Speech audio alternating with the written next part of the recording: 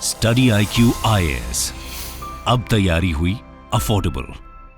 चिनगांग 1 महीने पहले तक चाइना के फॉरेन मिनिस्टर हुआ करते थे इसलिए क्योंकि अब वो कहां हैं, किस हाल में हैं, या दुनिया में है भी या नहीं किसी को नहीं पता, या शायद जिन्हें पता है वो बताना नहीं चाहते। सुनने में थोड़ा अजीब लगता है लेकिन यही सच है। 1 महीने पहले तक जिस पर्सन को दुनिया as a Chinese foreign minister जानती थी, उनका कोई अता पता नहीं जानता और ना ही कोई बताने को तैयार है। एक्चुअली ऐसा फर्स्ट टाइम नहीं हुआ है, पहले भी कई बार ऐसा हो चुका है, बस नाम बदलते रहे हैं। कभी कोई बिजनेसमैन गवर्नमेंट सिस्टम को आउटडेटेड बताने पर गायब हो जाता है, तो कभी कोई स्टार एथलीट सेक्सुअल असॉल्ट की कंप्लेन करने पर। आज के इस स्पेशल एपिसोड में बात होगी चाइना के मिसिंग फॉरेन मिनिस्टर की। इसके साथ ही उन फेमस सेलिब्रिटीज के बारे में भी जानेंगे जो इस फॉरेन मिनिस्टर की तरह ही मिसिंग है। वेलकम टू स्टडी IQ, आप देख रहे हैं जियोपस और मैं हूं शिवानी।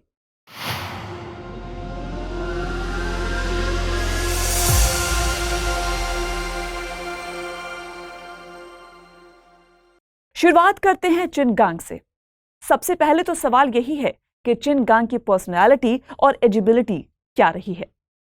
1966 में नॉर्थ चाइना के कोस्टल सिटी तियानजिन में पैदा हुए चिन ने डिप्लोमेट्स के लिए सबसे प्रेस्टिजियस माने जाने वाली बीजिंग के यूनिवर्सिटी ऑफ इंटरनेशनल रिलेशन से इंटरनेशनल पॉलिटिक्स की पढ़ाई की और 22 साल की उम्र में डिप्लोमेटिक मिशंस के साथ काम करना शुरू कर दिया।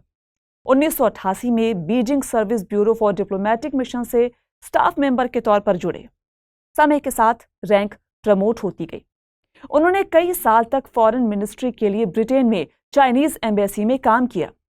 फॉरेन मिनिस्ट्री के स्पोक्सपर्सन के तौर पर भी उन्होंने 2 टर्म पूरा किया। 2021 में चिनगांग अमेरिका में चीन के एम्बेसडर बने और फिर 2022 में वो चीन के फॉरेन मिनिस्टर के कुर्सी पर पहुंच गए और सबसे कम उम्र में फॉरेन मिनिस्टर बनने का रिकॉर्ड कायम किया। चिनगांग को चाइनीज प्रेसिडेंट शी जिनपिंग का काफी क्लोज बताया जाता रहा है। जैसे जैसे शी जिनपिंग आगे बढ़ते गए वैसे वैसे चिनगांग का करियर भी बढ़ता चला गया। 2012 में जिनपिंग प्रेसिडेंट बने। 2014 में चिनगांग प्रेसिडेंट के चीफ प्रोटोकॉल ऑफिसर अपॉइंट हो गए। Chief protocol officer foreign leaders के साथ चाइनीज प्रेसिडेंट की मीटिंग का स्ट्रक्चर तय करता है। इस दौरान चिनगांग जिनपिंग के और क्लोज आ गए। As a spokesperson of foreign ministry Qin Gang काफी एग्रेसिव रहा करते थे। उनके बारे में कहा जाता है कि वो जल्दी अपनी बात से पीछे नहीं हटते थे और क्रिटिक्स को ध्वस्त कर देते थे। As a foreign ministry spokesperson Qin Gang उन शुरुआती डिप्लोमेट्स में से थे जो एग्रेसिवली चाइना की असर्टिव फॉरेन पॉलिसी को डिफेंड किया करते थे। ये aggressive style Chinese foreign policy की आइडेंटिटी बन गई और इसे नाम दिया गया वुल्फ वॉरियर डिप्लोमेसी। जुलाई 2021 में चिनगांग को अमेरिका का एम्बेसडर बनाकर चाइना की ओर से भेजा गया। बाइडेन को प्रेसिडेंट बने अभी कुछ ही महीने बीते थे और चाइना एक्सपेक्ट कर रहा था कि ट्रंप की तुलना में बाइडेन चाइना को लेकर थोड़े सॉफ्ट रहेंगे। हालांकि यूएस के रुख में कुछ खास बदलाव दिखा नहीं। बाइडेन ने चाइनीज टेक्नोलॉजी कंपनीज पर बैन लगा दिए। साथ ही सेमीकंडक्टर्स तक चाइनीज एसेट्स को लिमिट करने के लिए एक्सपोर्ट कंट्रोल भी पास किया ताकि चीन की मिलिट्री और टेक्नोलॉजिकल प्रोग्रेस को स्लो किया जा सके। बाइडेन ने कई बार यह भी कहा कि अगर चाइना ताइवान को टेक ओवर करने के लिए फोर्सफुली अटेम्प्ट करता है तो अमेरिका मिलिट्रीली रिस्पॉन्ड करेगा। इस पर हमेशा चाइना ने एग्रेसिवली रिएक्ट किया। चाइना ताइवान को हमेशा अपना पार्ट बताता आया है। इसके अलावा चिनगांग के सामने चैलेंजेस और भी थे। 2020 और 2021 में कोरोना आ गया। पूरी दुनिया में हाहाकार मचा था। सभी की निगाहें सिर्फ चाइना पर थीं। सभी चाइना को ही इस एपिडेमिक का जिम्मेदार मान रहे थे और सबसे ज्यादा सवाल अमेरिका की तरफ से ही उठ रहे थे। चिनगांग अमेरिका पहुंचे तो उनके सामने काफी चैलेंजेस थे, लेकिन उन्होंने इनका डटकर सामना किया। अमेरिका और चाइना के रिलेशन को ट्रैक पर लाने की कोशिश की। उनकी सफलताओं की बात करें तो कोरोना को लेकर लगने वाले एलिगेशन कम हुए और अमेरिकी foreign minister Antony Blinken China visit पर आए। एज अमेरिकी एम्बेसडर चिनगांग का टेन्योर करीब 1.5 साल का रहा और इस ड्यूरेशन में कुछ लोगों ने उन्हें दोनों देशों के बीच बढ़ती टेंशन के लिए रिस्पॉन्सिबल भी माना, तो कुछ लोगों ने कहा कि चिनगांग दोनों देशों के रिलेशंस को राइट ट्रैक पर लाने में थोड़ा बहुत सक्सेसफुल हुए हैं।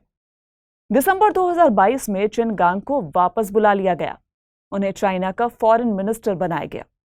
फॉरेन मिनिस्टर बनने के बाद चिनगांग ने चाइना को ग्लोबल मीडिएटर ऑफ पीस के तौर पर पोर्ट्रे करने की कोशिश की।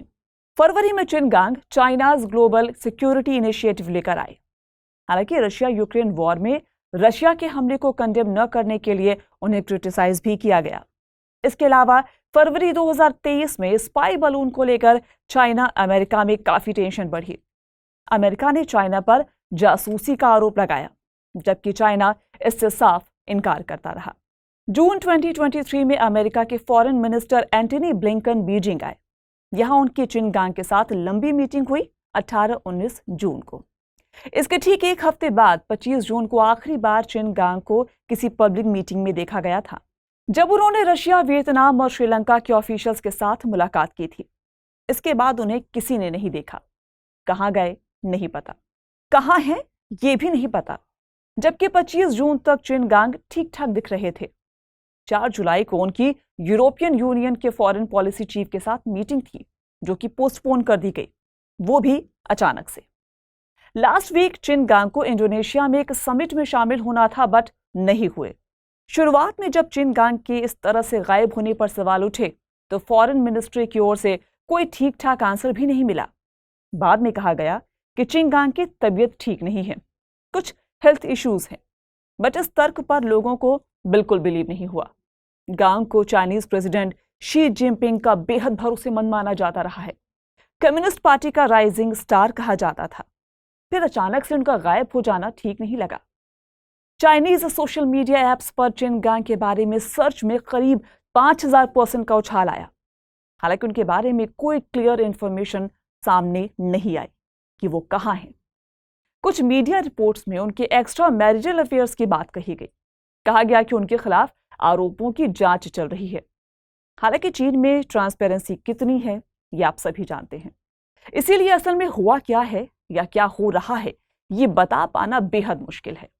फिलहाल जो दिख रहा है वो ये है कि जिन जिन प्रोग्राम्स में चिनगांग को जाना था, वहां वांग यी जाने लगे। वांग यी चाइनीज कम्युनिस्ट पार्टी के सेंट्रल कमेटी के मेंबर हैं, फॉरेन पॉलिसी के चीफ भी हैं। चिनगांग से पहले वो चाइना के फॉरेन मिनिस्टर थे। अब फिर से वो इस कुर्सी पर वापस आ गए हैं। फॉरेन मिनिस्ट्री की वेबसाइट से चिनगांग से जुड़ी इंफॉर्मेशंस को भी हटा दिया गया और इसके पीछे कोई रीजन नहीं बताया गया। किसी भी देश के फॉरेन मिनिस्टर का यूं गायब हो जाना और उसके बारे में कोई इंफॉर्मेशन ना होना अपने आप में बहुत बड़ी खबर है। बट हमेशा की तरह चाइना ने इसे बेहद नॉर्मल इंफॉर्मेशन के तौर पर शेयर किया। चाइना के सरकारी मीडिया ने कहा कि चिनगांग को पद से हटा दिया गया है और वांग यी को फॉरेन मिनिस्टर बनाया गया है। 69 साल के वांग यी 10 साल तक चाइना के फॉरेन मिनिस्टर रह चुके हैं। करीब 7 महीने बाद ही दोबारा वो इस पोस्ट पर वापस आ गए हैं। चिनगांग के गायब होने के बाद से ही वांग यी उन सभी प्रोग्राम्स में शामिल हो रहे थे जिनमें फॉरेन मिनिस्टर को जाना था।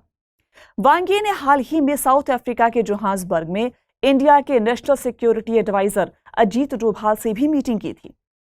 बड़ी हस्तियों का गायब होना चीन में कोई नई बात नहीं है, इसका एक लंबा इतिहास रहा है।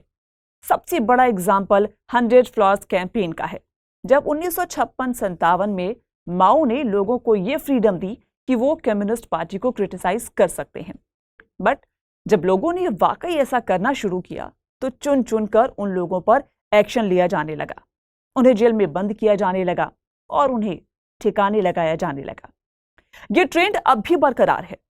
एक नजर डालते हैं पिछले कुछ उन पॉपुलर नेम्स पर जो कुछ टाइम के लिए अचानक गायब हो चुके हैं। फर्स्ट नेम है Xi Jinping.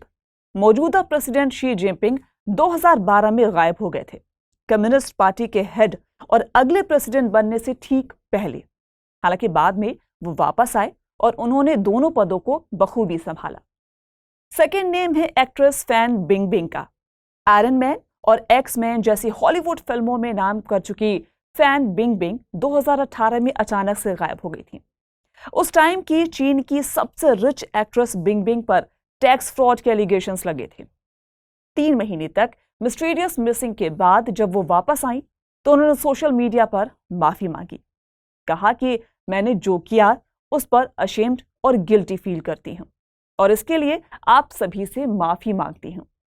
Chinese media reports के मुताबिक चाइनीज ऑफिशियल्स ने बिंग पर $129 मिलियन का फाइन लगाया था।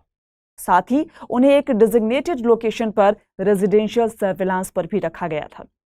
बिंग ने चाइनीज कम्युनिस्ट पार्टी की तारीफ भी की थी और कहा था, मैंने जो भी अचीव किया है वो कम्युनिस्ट पार्टी और गवर्नमेंट की अच्छी पॉलिसीज के बिना पॉसिबल नहीं हो पाता। लिस्ट में अगला नाम है जैक मा का, जिनकी आइडेंटिटी कुछ साल पहले तक ये थी कि Chinese e commerce giant Alibaba के ओनर हैं। रिचेस्ट पर्सन ऑफ एशिया के तौर पर वो जाने जाते थे। बट नवंबर 2020 में अचानक से वो मिसिंग हो गए। कुछ पता ही नहीं चला कि जैक मा गए तो गए कहां। किसी को कोई खबर नहीं थी। केवल कुछ कयास लगाए जा रहे थे, थ्योरीज चल रही थी और इन सबको जोड़ा जा रहा था अक्टूबर 2020 में शंघाई में दिए उनके एक स्पीच से।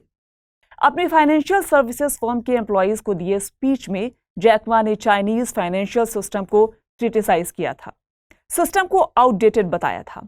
इस स्पीच के बाद जैक मा गायब हो गए, दिखे ठीक अगले साल जनवरी में। जैक मा के साथ क्या हुआ ये अब भी मिस्ट्री ही है। हमेशा मस्त मौला रहने वाले जैक मा फिलहाल काफी लो प्रोफाइल रह रहे हैं और टोक्यो की एक यूनिवर्सिटी में टीचर हैं। उनकी प्रॉपर्टीज भी बेहद कम हो गई हैं। चीन में गायब होने वाले सबसे पॉपुलर पर्सन में नेक्स्ट नेम है टेनिस स्टार पेंग शुआई का। नवंबर 2021 में पेंग शुआई ने फॉर्मर वाइस प्रीमियर और Chinese Communist Party politburo standing committee member Zhang Gaoli पर सेक्सुअल रिलेशन बनाने के लिए फोर्स करने के एलिगेशंस लगाए थे। पेंग शुआई ने सोशल मीडिया साइट वाइबो पर एक पोस्ट लिखकर यह एलिगेशन लगाया था।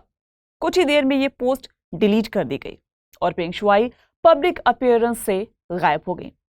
सेरेना विलियम्स और नोवाक जोकोविच जैसे स्टार प्लेयर्स ने पेंग के गायब होने पर कंसर्न जताया था। विमेंस टेनिस एसोसिएशन ने चाइना में होने वाले कुछ मैचेस को सस्पेंड भी कर दिया था। करीब 3-4 हफ्ते के बाद वो वापस आईं और बाद में वे अपने लगाए एलिगेशन से पलट गईं। उन्होंने कहा कि उनकी बात को मीडिया में गलत तरीके से दिखाया गया है। इन कुछ नामों के अलावा और भी बहुत सारे केसेस हैं जिनमें Chinese Communist party, Xi Jinping या फिर सरकार को क्रिटिसाइज करने वाले या उन पर कोई कमेंट करने वाले अचानक से गायब हो जाते हैं। इनमें बड़े बड़े बिजनेस टाइकून्स से लेकर इंटेलेक्चुअल्स, एथलीट्स और एक्टर्स तक के नाम शामिल हैं। इनके साथ क्या होता है, इन्हें कहाँ ले जाया जाता है, कुछ भी किसी को नहीं पता। कोई देश से बाहर चला जाता है तो किसी को सेना या पुलिस की निगरानी में रखा जाता है। जो बाहर आए उनमें से ज्यादातर गवर्नमेंट और कम्युनिस्ट पार्टी की तारीफ करते नजर आए। आज जियोपल्स में इतना ही। आपको हमारा ये प्रोग्राम कैसा लग रहा है हमें जरूर बताइए। नेक्स्ट एपिसोड में फिर से मिलते हैं नए टॉपिक के साथ। तब तक अपना ख्याल रखिए। Good bye. Study IQ IAS अब तैयारी हुई अफोर्डेबल।